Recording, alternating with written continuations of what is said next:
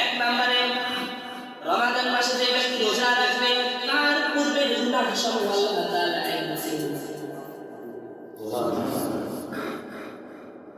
পূর্বে এক বছর গুনাহ আল্লাহ তাআলা মাফ করে দেন।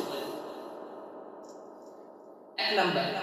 দুই নাম্বার, যে ব্যক্তি রমজান মাসে রোজা রাখবে, একটা রোজা রাখার পর অথবা সেই ব্যক্তি মারা যায়, একটা রোজা রাখার পরে ওই ব্যক্তি যদি মারা যায়, ওই ব্যক্তির কবরটাকে আল্লাহ রাব্বুল আলামিন জান্নাতের বাগিচা বানিয়েছেন। সুবহানাল্লাহ।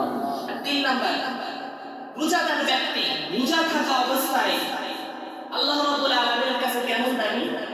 রোজা অবস্থায় মুখের একটা দুর্গন্ধ আছে না, এই বেশি জাফরানের থেকে আরো বেশি দামি।